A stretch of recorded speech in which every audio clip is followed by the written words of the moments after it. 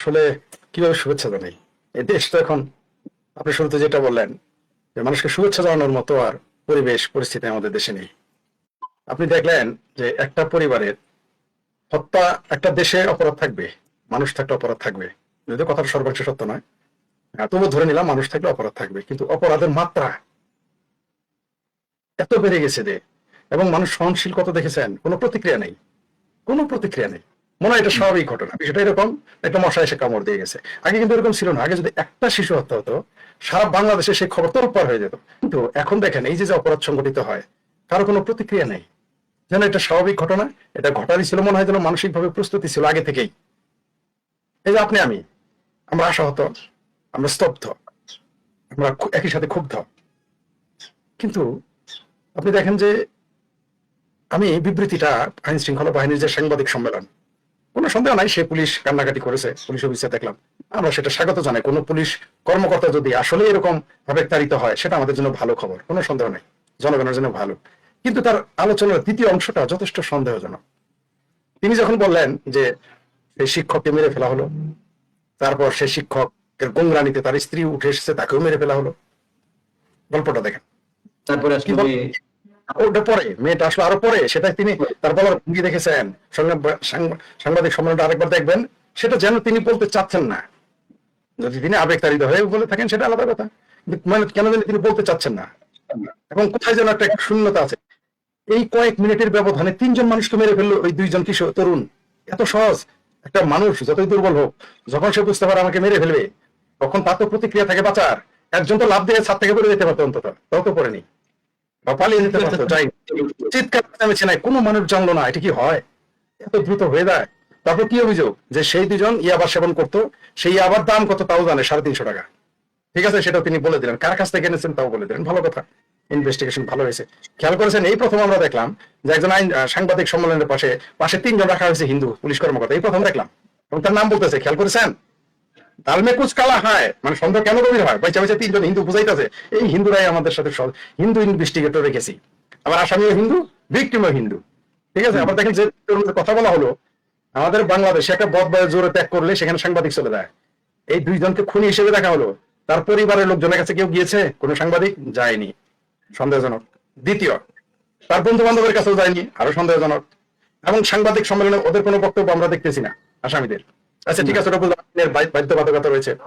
তাদের যে body language, এমনকি একজন পোস্ট দিয়েছে ফেসবুকে, তিনি লিখেছেন তার বন্ধু বান্ধবরা বলেছে সে কখনো ইয়াবাই খায়নি। যদি এই কথা সত্য হয়, তাহলে সন্দেহটা আরো গভীর হয়। আর বিএনপি তো জজ নিয়ে নাটক করার অভ্যাস আছে, আমরা জানি। তারপর আবার ভিকটিম হিন্দু। আপনি দেখেছেন স্বরাষ্ট্রমন্ত্রী কোনো বিবৃতি আছে? নাই। কোনো বিবৃতি আছে? নাই। কিন্তু মামুনুল হক যদি একটা বদবায়ু ত্যাগ করে, সাথে সাথে প্রধানমন্ত্রী বিবৃতি দিয়ে বসে পারলে, কোনো বিবৃতি নাই। যেমন তার মনে মনে সবাই খুশি, কিন্তু ওই যে মনে আছে ওই যে তথাকথিত যে ওই যে কি যেন কোর্টে মামলা এলো, বললো যে আমি এই রায়ে খুব ব্যথিত হয়েছি, আইসা এসে বললো না, মনে আছে?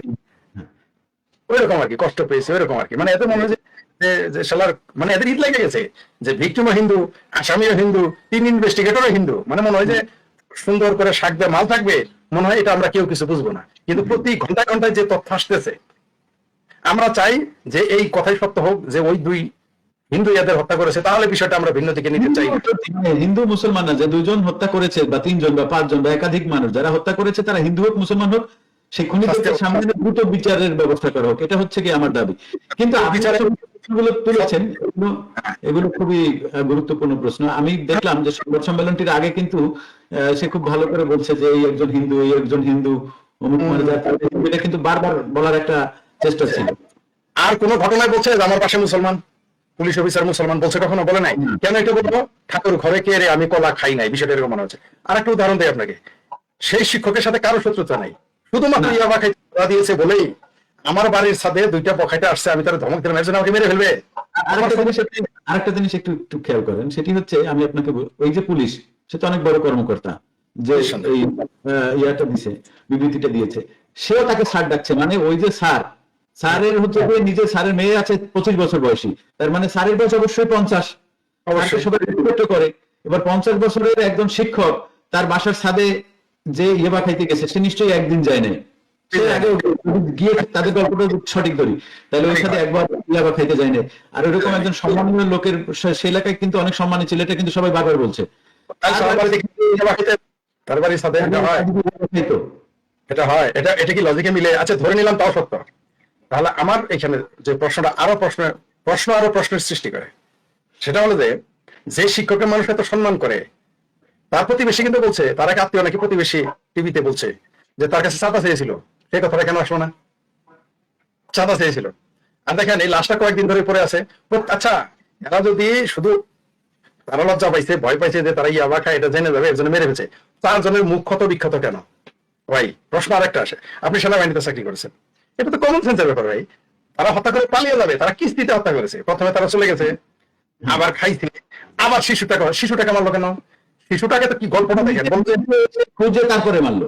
হ্যাঁ, এবং সে কিন্তু ঘুমিয়েছিল, যে ছেলেটা ঘুমে সেই ছেলে তুমি মারতে যাবা কেন? আর এটা তো প্রফেশনাল কিলার না, তার আমি কুস্ত খায়। তাই এটা আমি আশা করবো এটা পিআইবি কে দিয়ে দেখ, তারা সেটাকে তদন্ত করুক, আরো অধিকতর তদন্ত করুক, করে সত্যটা প্রকাশ করুক। তবে যথেষ্ট সন্দেহের অবকাশ রয়েছে। বললাম প্রথমত বারবার তার পাশে পুলিশ অফিসার হিন্দু এটা বুঝাইতে চাচ্ছে, আইন শৃঙ্খলা কর্মকর্তা। দ্বিতীয় ওই ছেলেরা আসলেই আবার খোর কিনা, আগেও খেয়েছে কিনা সেটা কতটুকু সঠিক, ধরেন আগেই আবার খাইছে, সেটা ধরে নিলাম আমরা। ধরে নিলাম। 4টা লোক খুন করার মতো মানসিকতা, মানে যে আগে কখনোই খুন করে নাই, মানে 4টা লোককে খুন করে বুঝে মানুষ। আর এটা এই গল্পটা হইলো, তাও আবার একটা শিশু সহ, একটা তরুণী সহ। হ্যাঁ ভাই আপনি যে সেনাবাহিনীতে চাকরি করছেন ভাই, আপনি হাত দিয়ে এত সহজে মানুষ মেরে ফেলতে পারবেন? এত সহজ? আর যে এবার খাওয়ার পরে তাদের যে চেহারা সুরত হওয়ার কথা, ওই শিক্ষকের পরিশেষ তো দেখছেন, হঠাৎ করে এই 2 জন লোক তাকে মেরে ফেলবে, মানে তারা শিক্ষককে হত্যা করবে এই জন্য আগে থেকে উৎপত্তি ছিল, কোন একটা কিছু গেছে সাথে সাথে বাড়ি দিয়ে তাকে কাবু করে ফেলছে। ওটা তো তা না, তাদের সাথে তার বর্ষা হয়েছে, নিশ্চয়ই শিক্ষকের সাথে তাদের দূরত্ব ছিল। হ্যাঁ, তাহলে সে বুঝতে পারবেন, এমনকি ধাক্কাধাক্কি করে ওদেরও তো সাথে ফেলে দিতে পারতেন উনি। তার মানে আর দেখেন সবচেয়ে ভয়ঙ্কর যে প্রত্যেকটা মুখ কেন ক্ষত বিক্ষত? টিটু সাহেব আপনি বলেন তো আমাকে, আপনাকে কে হত্যা করেছে? মুখ ক্ষত বিক্ষত কেন করবে? তাহলে পূর্ব শত্রুতা। কিন্তু সবাই বলছে স্যারের সাথে কারো পূর্ব শত্রুতা নাই, কারণ পূর্ব শত্রুতা ছাড়া কেউ লাশের সাথে নিঃসন্দ করবে না, কারণ তারা তো ভয় আছে, সে তো দ্রুত হত্যা করে পালিয়ে যাবে। আর এত প্রফেশনাল না, একজন বলছে স্বর্ণকারের দোকানে চাকরি করে, এত হিম্মত, তাও আবার হিন্দু, এত হিম্মত যে 2টা ছেলে সেইটারে হিন্দু মেরে ফেলবে। হিন্দুরা রে ভাই, ওই যে ছেলে 2টার কথা কইতেছে, মার্ডার করছে কইতেছে, ওর মা বোনের সারাদিন গালি দিলে গায়ে হাত দিলে ওর মুরত নাই কিছু বলার, আর সেই ছেলে 4টা মানুষ মেরে ফেলছে। আর সেই ছেলে 4টা মানুষ, আরে ভাই বয়সটা দেখেন, 2 জন প্রাপ্তবয়স্ক মানুষ, একটা তরুণী, এবং ওই মেয়েটা কি আপনি কি মনে করছেন দুর্বল? না, 3জনই ওখানে যে 3 জনকে হত্যা করা হয়েছে, 3 জনেরই আমি যে ছবি দেখলাম, তারা শারীরিকভাবে বেশ সুঠাম। তাহলে তারা মরতে বসে থাকবে না? বিশেষ করে তরুণীটা কি ওই ছেলের যে 2 বডি কনস্ট্রাকশন দেখলাম, ওই মেয়ে যে ধরে ঘুষা মারে বা যাইতে ধরে, এরা তো উঠতেই পারবে না। আচ্ছা এটাও গেল, শিশুটা ঘুমেছিল, তাকে কেন মারবে? আমার ভাই এটা মাথায় ঢুকে না। আচ্ছা ওটাও গেল, 4টা লাশের মুখ ক্ষত বিক্ষত। সুতরাং এইখানে বিষয় পরিষ্কার, এরাও হয়তো আছে জড়িত, কিন্তু পিছনে কেউ আরো আছে, পিছনে পর্দার আরো কিছু আছে, হয়তো আরো জড়িত থাকতে পারে, কিন্তু পিছনে কেউ আছে, অথবা এরা না অন্য কেউ আছে।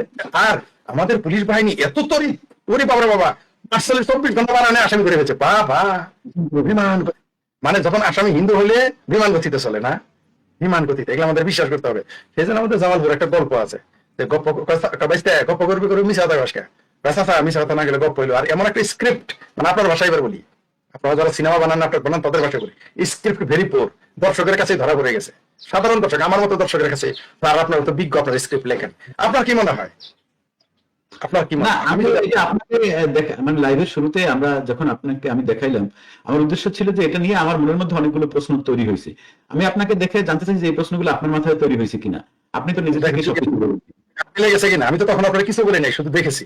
আর আমি, আমার কাছে সর্বশেষ যেটা মেসেজ পাঠাইলো একজন এই আধা ঘন্টা আগে, যখন আপনি লাইভে বললেন যে রেকর্ডটা করবেন, তার আগে আমি অবাক হয়ে গেলাম। বলে যে প্রত্যেকটার মুখ ক্ষত বিক্ষত, চেহারা বিকৃত করা হয়েছে। আমি কয়েকদিন, এবং দেখেন কেউ জানলো না, কোনো ট্যুর শব্দটি হয় নাই ভাই। এটা কিন্তু ঢাকা শহর না যে এক ফ্ল্যাটে কিছু আরেক ফ্ল্যাট জানে না, ওটা কিন্তু একটা উপজেলা, জেলা শহর, ওইখানে তো কেউ জানার কথা। মানে 4টা মানুষ মেরে ফেললো, 2টা ছেলে, কেউ আশেপাশে কেউ কোনো টেরি পেল না, যেখানে কারেন্ট থাকে না, বিদ্যুৎ থাকে না, বিদ্যুৎ না থাকলে মানুষ জেগে থাকার সম্ভাবনা থাকে। হ্যাঁ, আর দেখেন এটা কয়েকদিন, মানে লাশটা পড়েছিল, কেউ জানলো না। তবে আপনাকে একটা কথা বলি, আসলে বাংলাদেশে সনাতনীদের, সংখ্যালঘুদের, বিশেষ করে হিন্দুদের খ্রিস্টানদের কি করবে জানি না, কিন্তু বাংলাদেশে ভাই হিন্দুদের আসলেই থাকতে দিবে না। এই দেশটাকে হিন্দু শূন্য করবেই। এর কারণ দুইটা, একটা হলো ধর্মীয় কারণ, আর একটা হচ্ছে রাজনৈতিক কারণ। তো একটা কারণই যথেষ্ট একটা গোষ্ঠীকে হটাই দেওয়ার জন্য, সেটা ধর্মীয় কারণ হলেই যথেষ্ট অথবা রাজনৈতিক কারণ হলেই যথেষ্ট। সেই জায়গায় একই সাথে দুইটা এলিমেন্ট আছে, দুইটা উপাদান রয়েছে, ধর্মীয় এবং রাজনৈতিক। কারণ 71 সালে মুক্তিযুদ্ধে তারা আমাদের পক্ষে ছিল, কারণ বাংলাদেশের 99% হিন্দু মুক্তিযুদ্ধের পক্ষে, রাইট? তো এটা তাদের একটা ক্ষোভ, তারপরে ভারত এদের সাথে রিলেটেড। এই ক্ষোভ সাম্প্রদায়িক চেতনা থেকে আর রাজনৈতিক কারণে, ধর্মীয় কারণে বাংলাদেশকে তারা হিন্দু শূন্য করবে। আরে পাকিস্তান কেন পয়দা হয়েছিল? পাকিস্তান তো হিন্দুর জন্য পয়দা হয়নি, বক্তব্য পরিষ্কার, এটা তো ঐতিহাসিক সত্য। পাকিস্তান পয়দা হয়নি তো নিশ্চয়ই হিন্দুর জন্য, মুসলমানদের জন্য করেছিল। এটা আমাদের বাধ্যতারাই করেছিল, কিন্তু সেটা তারা তাদের মোহটা ভেঙে যায় 48 সালেই। 52 সালে ভেঙে। আরো কিছু আমি আপনাকে কথা বলি, সেটি হচ্ছে হিন্দুদের পরিবার ধরে হত্যা। এই ঘটনা তো এটা বাংলাদেশে নতুন নয়। না, এটা নতুন, পুরাতন। চিটাগংয়ে এক পরিবারের 11 জনকে আগুন দিয়ে হত্যা করা হলো, এটা বোধহয় 2009 বা এই সময়ের কথা।